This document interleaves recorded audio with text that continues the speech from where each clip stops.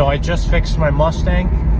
It ended up being that control arm. So whenever you replace your control arms or do any kind of front end suspension work on the car, make sure to double check everything, make sure everything's good. Yeah, I'm sure I explained this in a voiceover on what actually happened, but I am driving the car now, and so far so good.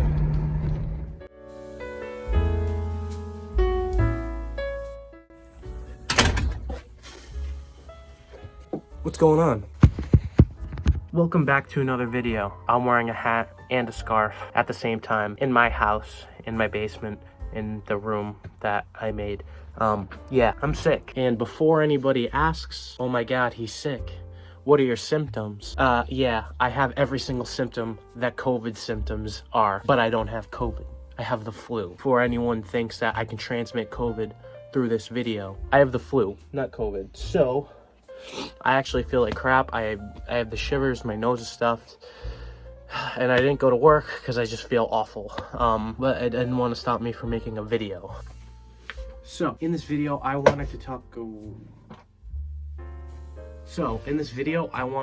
about a new Edge Mustang from 99 to 04 and common suspension problems that they have or that I've run into. So some of the problems that I've run into are changing the OEM components to aftermarket components. This does apply to a lot of cars in general. You know, when you change OEM components to aftermarket, either say performance components, you're gonna have issues, but some cars kind of take it better than others. But on Mustangs, I noticed that you have a lot more difficulty when installing aftermarket components that work. They do work and they work okay. They're a little bit more, I guess you could say, finicky than usual. For an example, the shocks that I installed in the front, I had to mess with the ride height a bunch with the little sleeves on where the shock sits on the body, and the camber and caster plates, you know, loosen up over time no matter how tight you get it without stripping it, of course. The more adjustment, the more you change the car, the more probably, I guess you could say, prone it is to breaking more often and more easily. Another thing that I found most common is even when I changed some of the factory components, such as my lower control arms, I was still having issues. Now, even install videos and stuff like that talk about this.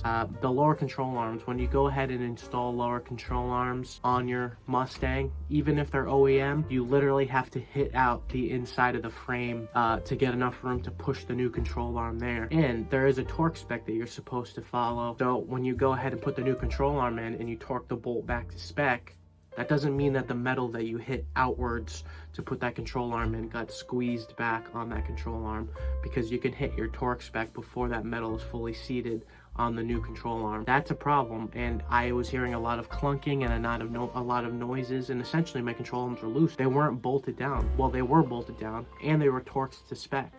But I went to go look at it after a while, and the bolts were just kind of spinning in there, and I was like, what? I tightened these down. It's because the metal didn't fully squeeze down, and as time went on, it slowly moved in, and I was able to just spin those bolts. Always double checking your torque, making sure you just take a couple steps back to look at what you did prior is always good and will always help. Other problems that's been happening is changing bushings. It is an old car. Bushings will squeak, especially if you live in colder areas. It's gonna happen. It's pretty much inevitable. Mustangs are absolute rattle cans. You're not stopping them from rattling, especially when you have a convertible. You can give it your best shot and install all the sound deadening you want and all the rubber trim and you know, seals, you know, whatever you got to do to tighten, whatever you got to do to stiffen it up, and you can probably get pretty far and reduce a majority of the noise. It's never going to be silent, and it's never going to be like a brand new car again.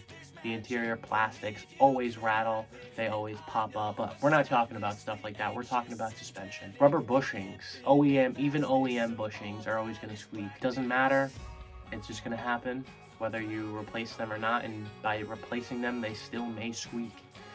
It's not impossible for that to happen, especially, I find it funny because on Mustangs I find this more prevalent. Usually when you change something, the noises go away, but I've changed literally every single component on my Mustang, and it probably makes more noise than it originally did. And I've even gotten rid of a majority of rubber bushings and have metal ones instead. And I don't hear clunking. I hear rubber bushing noises. That is just bound to happen. It is inevitable. You're not gonna help. You're not gonna change that unless it's your life goal. If it's your life goal, go ahead and you'll probably get really far. But unless you redesign the whole car yourself, yeah, I would just accept the fact that Mustangs are absolute rattle cans. And yeah, another common issue on a Mustang is, why is my camera doing weird stuff? Another common issue on a Mustang, steering rack bushings. They go bad like it's nobody's business. I have had to change them multiple times. It doesn't help that I have oversized wheels and I'm putting more pressure on the rack and every single suspension component in the vehicle. That doesn't help for ride or anything like that. Considering a Mustang never came with 19-inch wheels in the past. So yeah, that definitely does not help my case. Trying to give a New Edge Mustang an alignment is like trying to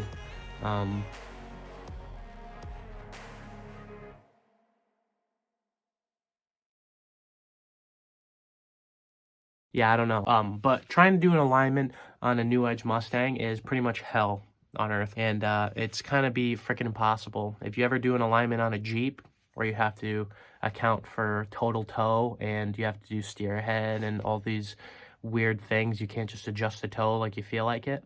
Even though it says that the toe is good, it's not. I guarantee it, because there will be a huge amount of play in your steering rack and that steering wheel will not be straight. I've had to probably give my Mustang an alignment a good 6-7 times before I got it kind of where I wanted to get it. And it's still not perfect. So eventually I'm going to take mine to a professional somewhere, hopefully, and have them align it, because I'm definitely doing something either wrong or there's so much play in the steering rack of a Mustang.